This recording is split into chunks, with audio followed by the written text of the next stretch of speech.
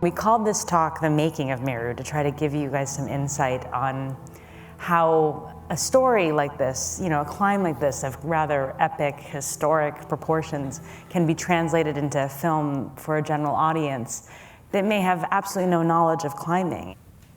I started working on this project not really thinking about making a feature documentary.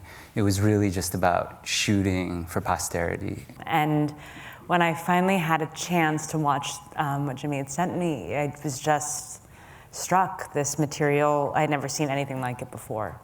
And what was so special about this material is unique to Jimmy and Renan and their particular skill set, where they are professional climbers and also professional shooters. And it was just how visceral the footage was, how authentic it was, really moved me.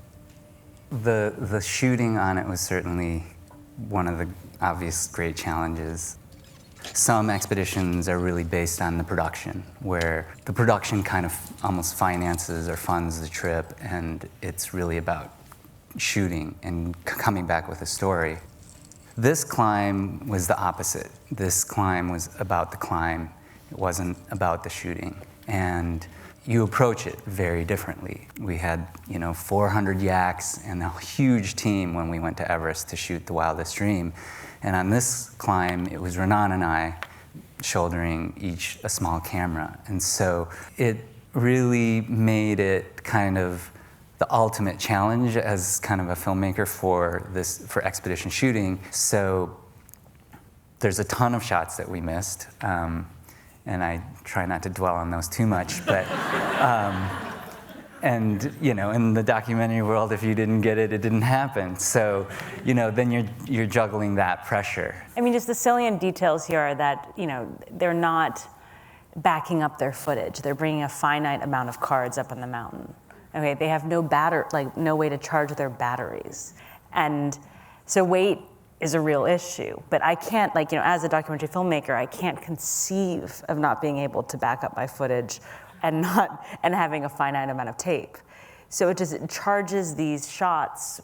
I mean, it's a lot of pressure, and that's one of the things that makes the footage just so special. And a lot of the rules of shooting go out the window. Like, you're supposed to have a head and a tail to every shot, so that there's 5 seconds in front of it in the beginning of the shot, and there's 5 or 10 seconds at the end of the shot, so the editor has some space to cut. But our shots don't have heads and tails, and when you watch it, it all because you have to hold your breath when you're shooting up there, and it's really hard to hold your breath up there. So all the heads and tails go like this. And then the end of the shot is like, and they're only 15 seconds long, and this is no joke. I mean, we'd sit in the edit room and be like, there must be more. There must be more. I don't know. It posed this, you had these kind of jewels of footage, yet with some very real narrative constraints around it, where there just wasn't that much. Yeah, no, it was classic because we'd be sitting in the editing room and everybody'd be glued to the screen and we'd be watching this clip and it'd be this great, great clip and everybody's excited, and then it would end and then everybody would look at me. And I'd be like, well, hey, let me explain something to you. We're at 20,000 feet. I'm trying to stack the rope because Conrad's basically starting to get to the point where you're still shooting, you should be stacking the rope, you should be re-racking the gear. But that's hard to explain to your editor when you're trying to make a film.